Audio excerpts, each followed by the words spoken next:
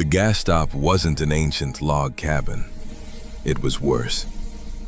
It was a cookie-cutter structure off the I-70 bypass, a temporary building that promised convenience and delivered stagnation.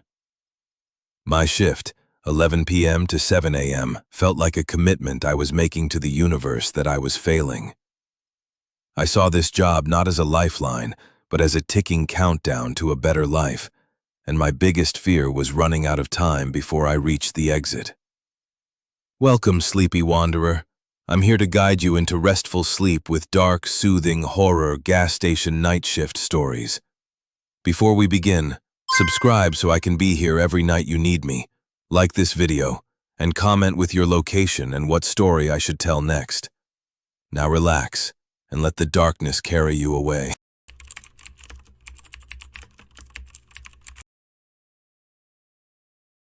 I thought I was being robbed by a genius thief.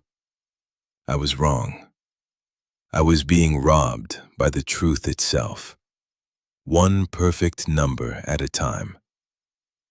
My mother's gas station, Halverson's Quick Stop, sits like a bruised tooth on the edge of the old interstate.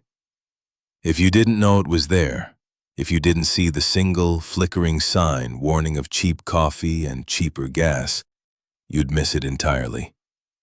Inside, it smells of three distinct things: stale fried pastry grease, the copper tang of old pennies, and the thick, dusty paper of the inventory ledger. It was Monday, October 23, 2018, just after midnight. My mother, who'd run this place since 1978, was finally home, resting after her first major health scare. Now, the 11 p.m. to 7 a.m. shift was mine. The stakes weren't just financial, they were entirely personal. I had to prove, mostly to myself, that I could manage this place. And that meant one thing: the ledger had to balance. It's my flaw, my absolute crippling need for perfection in numbers. This heavy red spiral notebook was the only thing I trusted. It had to be perfect. Anything less meant failure. And failure meant the loss of everything. But that night, as the clock clicked over to 1 a.m. and I began my first full inventory count, I felt a familiar dread. Not the financial dread, but a visceral fear that something invisible was already watching me, waiting to make a single, terrifying mistake. The fluorescent bulb above the register hummed its failing rhythm. I ran my finger down the worn pages, checking each item methodically. Coffee filters, candy bars, motor oil. The numbers had to match the physical count. They always had before. Then I saw it. 3-pack of generic bubblegum. The ledger showed it sold. The register tape confirmed a cash transaction at 1:03 a.m. But 3 packs sat on the shelf, untouched. And the money? Gone. Not in the till. I recounted. My hands were shaking. The gum was there, 3 packs, exactly where they should be. But the ledger insisted they'd been sold. I checked the security footage, rewinding to 1:03 a.m. Static. Just static and the distant mechanical sound of the register chiming. I told myself it was exhaustion, a counting error. I'd fix it in the morning. The next night, 3 more discrepancies appeared. A single candy bar, a half-liter of generic soda, a cheap greeting card with faded roses. All physically present on the shelves, all marked as sold in the ledger. All with missing cash. The handwriting in the ledger was mine. I recognized my tight, controlled script. But I hadn't written these entries. I would have remembered. I started sleeping in the back office, the ledger taped to my chest. I'd wake up at odd hours, certain I'd heard the register's metallic chime echoing through the empty store. The CCTV feeds showed nothing but static between 1 and 3 a.m. every single night. By the 4th night, I was unraveling. The obsessive-compulsive loop in my brain was screaming, The numbers didn't match. The system was broken. My mother's legacy was collapsing because I couldn't even count correctly. Then came the worst shift. Between 2 and 3 a.m., 17 items appeared in the ledger as sold. 17. I frantically checked each one. A cheap floral air freshener, a packet of chamomile tea, my mother's favorite brand, a silly refrigerator magnet shaped like a sunflower, a greeting card that read, "Thinking of you." My breath caught. These weren't random items. These were things my mother would have loved. Small, frivolous comforts I'd always dismissed as wasteful when she'd asked me to order them. The register tape showed the sales. 2:47 a.m., 2:48 a.m., 2:49 a.m. One per minute. Too fast. Impossibly fast. I stared at the ledger, my vision blurring. The handwriting for these 17 entries wasn't mine. It was shaky, uneven, weak. It was my mother's script from the last year of her decline. I looked up at the CCTV monitor. In the grainy reflection of the back office window, I saw her. Not as she was now, frail and tired, but younger, maybe 40. She stood in the candy aisle, reaching for something on the shelf, her face sad and distant. The realization hit me like ice water. These weren't sales. They were wishes. Her small, unspoken requests for tiny acts of kindness, moments I'd ignored because I was too busy perfecting the ledger, too obsessed with the numbers to see her. The entity wasn't stealing from the register. It was stealing time. Her time. My time with her. I grabbed the ledger and tore at the pages, ripping out the entries in her handwriting. I ran every single one of those 17 items through the register, paying for them with my own crumpled bills. The air freshener, the tea, the magnet, each one. When I tried to leave, the front door wouldn't budge.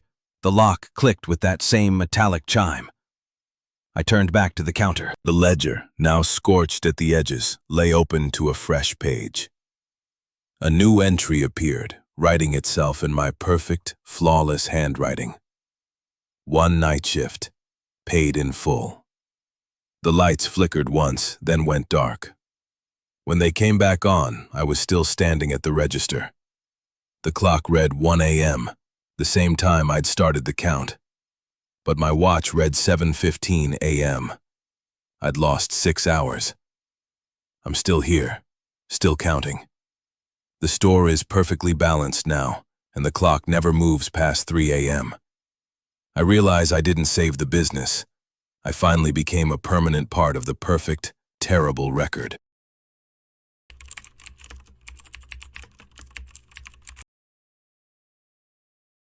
I saw him every Tuesday at 2:30 a.m.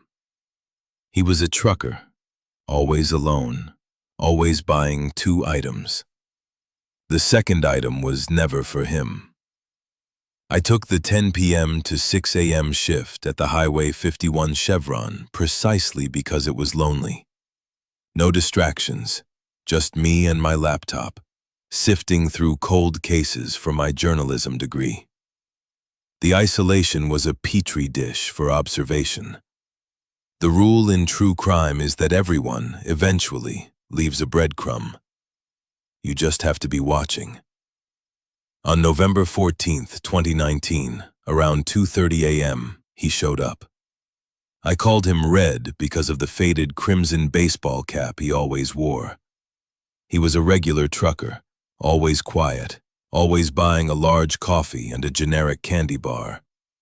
But he always paid in perfect change for 2 items.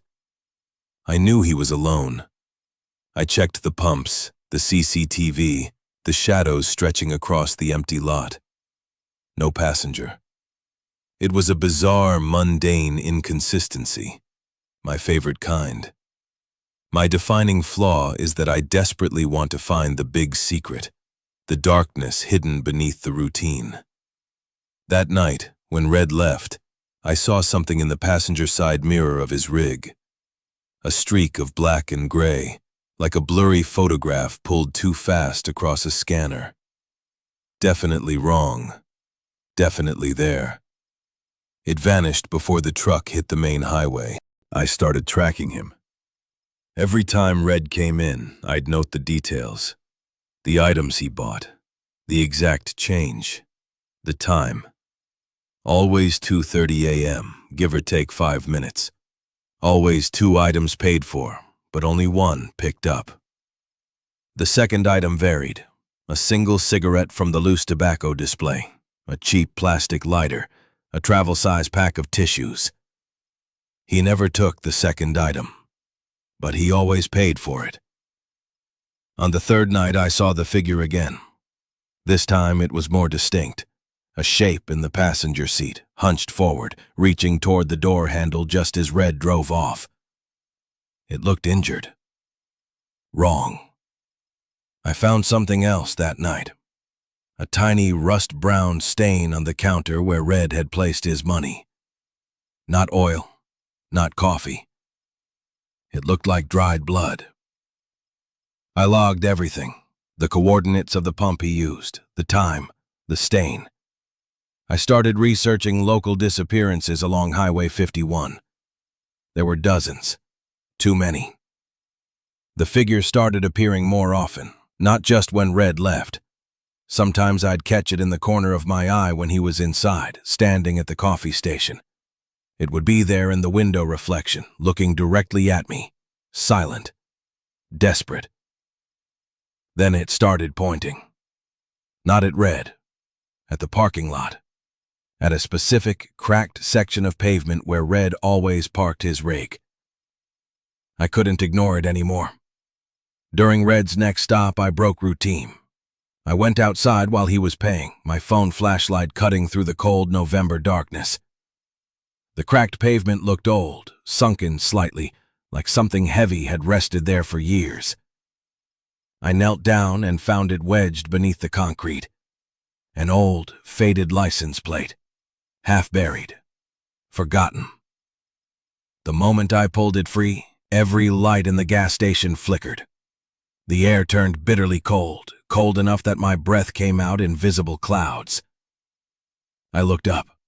The figure was standing next to me, fully clear this time.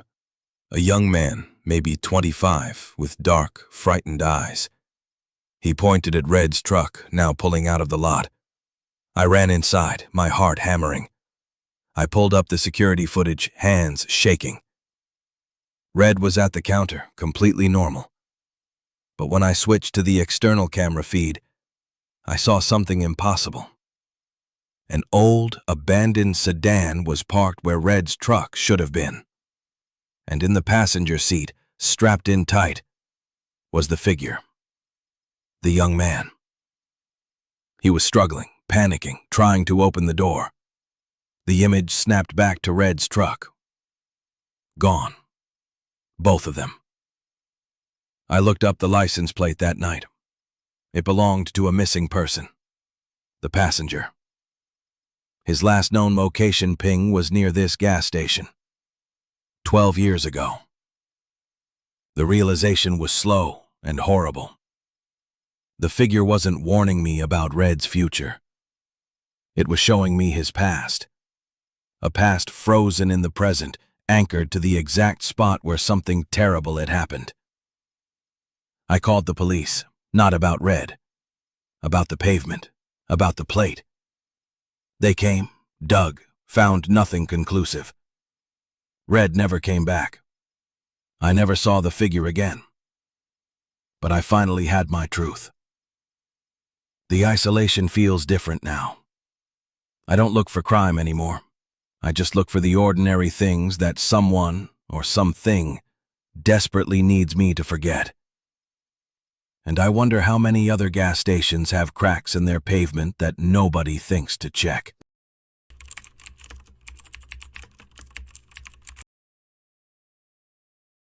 The thermal printer made a sound like a rusty saw blade, and when I tore the paper, I realized it had printed my entire life. Every success, every failure, logged right down to the second. I've always loved the night shift because nothing happens. Predictability is comfort, and comfort is survival. I'm 34, and I work from midnight to 8 a.m. at the Route 16 Quick Lube/gas. It's a clean, modern place. No ghosts, no history, no surprises. I'm an expert at checking out of life, letting my mind go completely blank while I stare at the slow trickle of the coffee machine. On December 5th, 2021, I was processing a simple transaction, a single bag of chips. 1:37 a.m. The sound of the thermal printer is usually a satisfying zip, but this time, it kept going and going.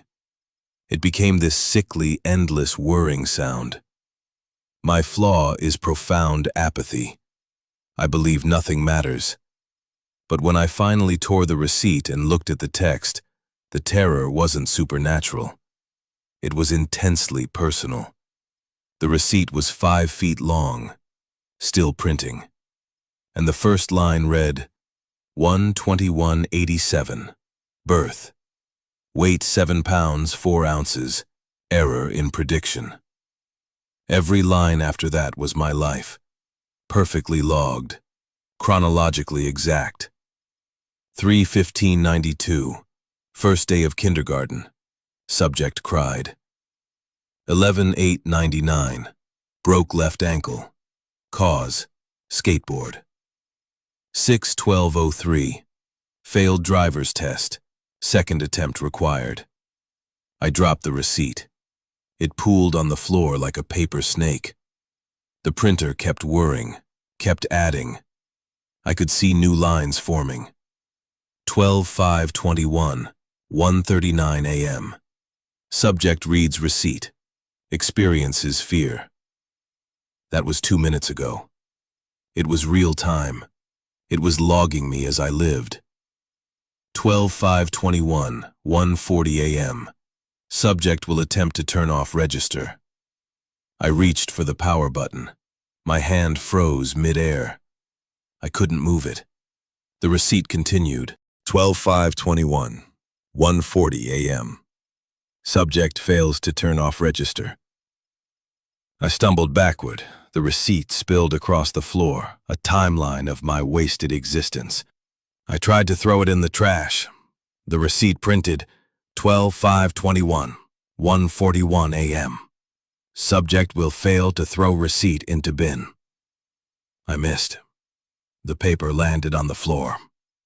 I was following a script, my script, written in real time by something that knew me better than I knew myself. Over the next hour, the receipt gave me instructions, small ones at first. 1:45 a.m. Subject will mop spill in aisle 3. There was a spill in aisle 3. I mopped it. I had no choice. 1:52 a.m. Subject will check the front door lock. I checked it. Locked. 2:14 a.m. Subject will drink cold coffee from the pot. I drank it.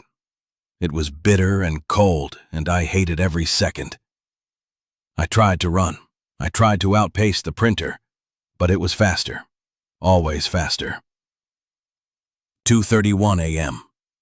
Subject will stop running at the coffee machine. I stopped. Right at the coffee machine. My legs just gave out. I looked at the receipt spool. It seemed infinite, feeding from some bottomless void behind the register. Then the final instruction printed, the one that made my blood turn to ice. 3 a.m. A homeless man will enter. Subject will deny him the free water he requests. I stared at those words. This was it. This was who I was. Apathetic, cruel in my indifference. The script knew me perfectly. The clock hit 2:58 a.m. I had 2 minutes. I could feel the compulsion building, the invisible strings tightening around my thoughts. I'd say no. I'd deny him. I always did. That was my script. The door chimed at exactly 3 a.m. The homeless man walked in, weathered and tired. He looked at me with kind eyes. "Could I trouble you for some water?" The receipt word. 3 a.m. Subject opens mouth to say no. I felt my mouth opening, the words forming. "No, we don't do free water. Company policy." But I didn't say it. Instead, I grabbed the register with both hands. The receipt said I'd failed to lift it. It said I wasn't strong enough. It said I'd follow the script. I lifted it anyway, with every ounce of strength I had, with pure, desperate defiance. I threw the entire register against the wall. It exploded in a shower of plastic and sparks. The endless whirring stopped. Silence. The homeless man looked at the destroyed register, then at me. He smiled. "Took you long enough, Zeb. I was getting tired of waiting." He walked out without another word. No water. Nothing. He was the one thing the script couldn't predict. A customer who wanted nothing material. I got fired the next day. $500 in damages. Best thing that ever happened to me. I had to destroy my whole world just to prove I wasn't just another line of text on a receipt from hell.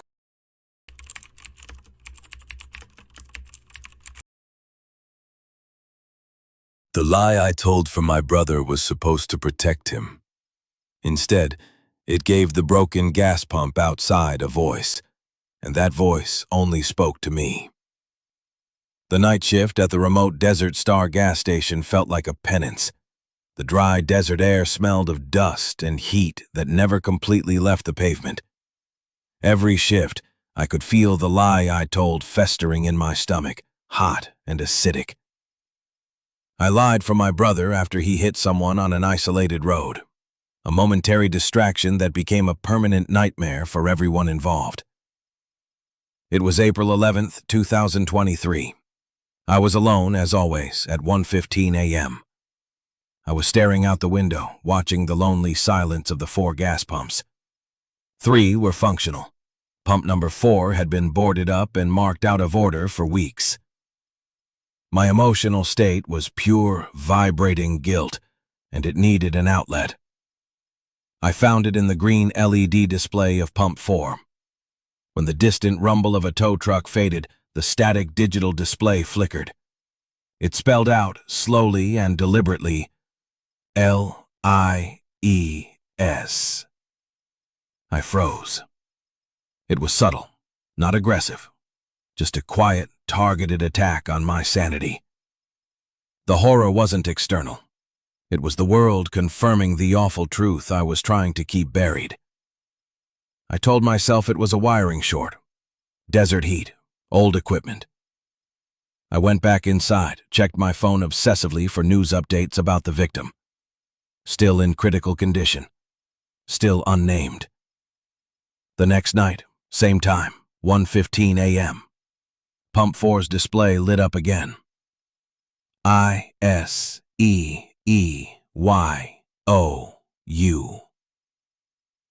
I checked the CCTV. The pump was dark. No one near it. No cars in the lot. Just me and the desert and the suffocating weight of what I'd done. Then the display changed. It started spelling out details only my brother knew. BLUESEDAN.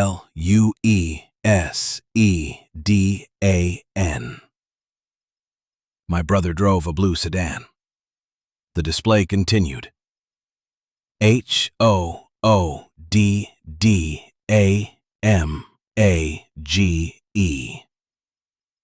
I ran outside. The desert night was cold, the kind of cold that makes your bones ache. I stood in front of Pump 4, my breath coming in short gasps. The display went dark. Then I heard it. Faint, muffled whispers coming from the pump's speaker. The speaker used for instructions, for telling customers to, "Please see cashier." But these whispers weren't mechanical. They were human. "Stay. Why? Help." I tried to record the audio on my phone. The recording was completely silent, but I could hear it, clear as day. I looked down at the base of the pump. There was an old dried stain, rusty red. I'd always assumed it was oil. Now I wasn't so sure. The whispers grew louder over the following nights, always at 1:15 a.m., always the same fragmented words. And then the display changed again. This time it showed numbers: 50, 60, 70, 80. Not a price, not a gallon amount. These were speed readings, miles per hour. The exact speed my brother's car had been traveling when it happened. On the 7th night, I couldn't take it anymore. I ran outside and stood directly in front of Pump 4, my hands shaking. "Stop! Just stop!" The whispers turned into a single, piercing scream. It came from the pump nozzle, distorted and terrible.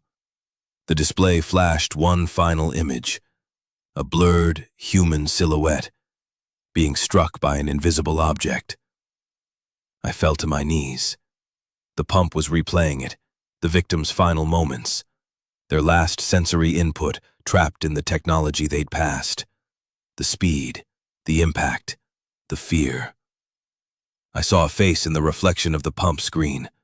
Not angry, not vengeful, just terrified and confused. A young man asking for help. The pump was relaying his sensory data, and only my guilt was powerful enough to translate it into words.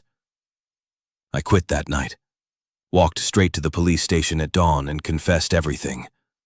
My brother, the accident, the lie, all of it. I left town, started over. But every time I see a digital screen flicker, every time I pass a gas station at night, I wonder if I'm about to receive a new message. Those numbers are burned into my mind. 50, 60, 70, 80. Counting up to the moment everything went wrong. The victim wasn't haunting the station. My brother's crime and my lie had just given that broken pump a voice.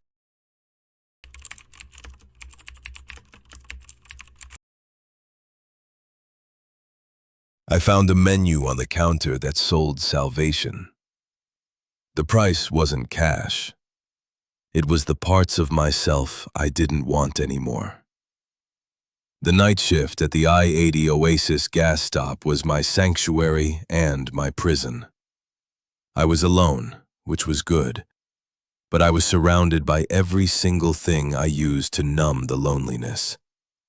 The rows of candy, the hot dog rollers, the 3-liter sodas. They were my masters. My struggle wasn't against the dark outside. It was against the fluorescent-lit aisles of pure, cheap comfort. I was 35, and my life was measured in empty calories. On January 7th, 2024, around 2 a.m., I was staring at the stale counter, wishing I had the willpower to just stop eating. The quiet despair was thick. That's when I saw it. A small, heavy piece of parchment, not store-bought, with elaborate calligraphic handwriting. It was a menu, not a food menu. The header read, 2 a.m. specials for the weary. The first item listed, the second chance espresso, $4.50. The description said, the feeling of a path not taken, perfectly brewed. My flaw is that I crave escape more than anything. This menu promised escape, but the cost was never cash. The cost was always something I hadn't realized I still possessed. I touched the menu. It felt cold and oily, like something preserved in formaldehyde. Against every instinct, I said it out loud. I'll take it. The register drawer snapped open, then slammed shut on its own. No money exchanged, nothing visible. But I felt something leave me, a dizzying mental subtraction. I tried to remember my high school girlfriend, her face, her name, The way she laughed. Gone. Completely erased. Paid for. I grabbed the menu, tried to rip it. My hands wouldn't obey.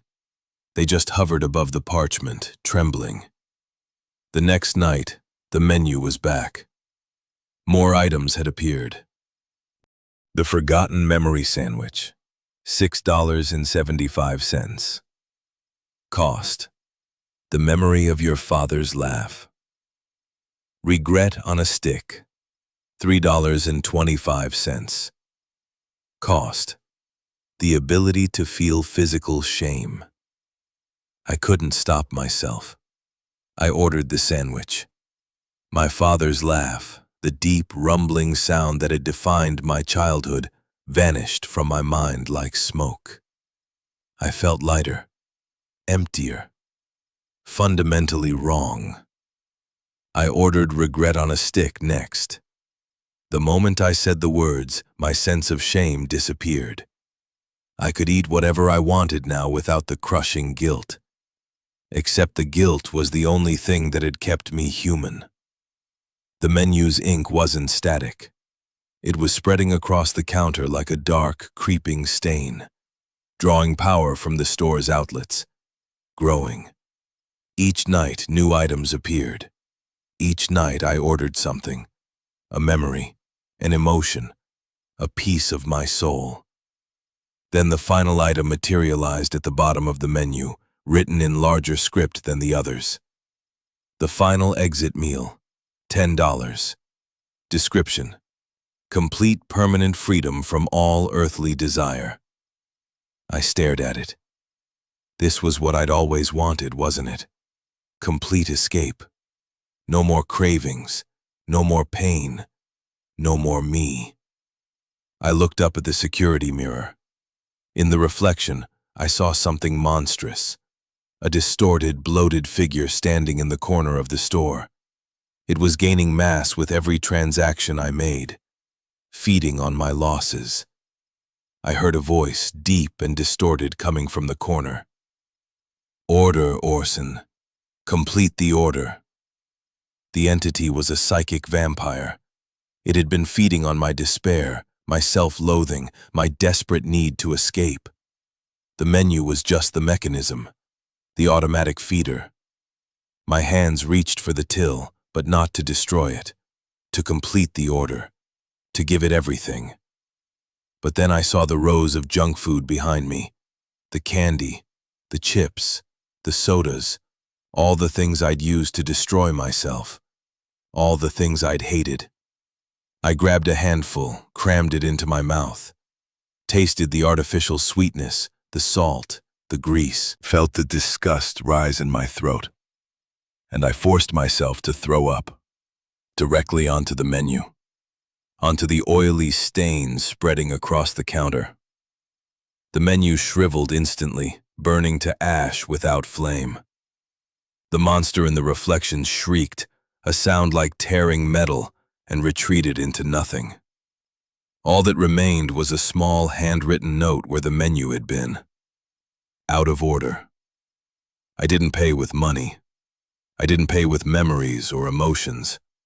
I paid with defiance and disgust, something the entity couldn't process or digest.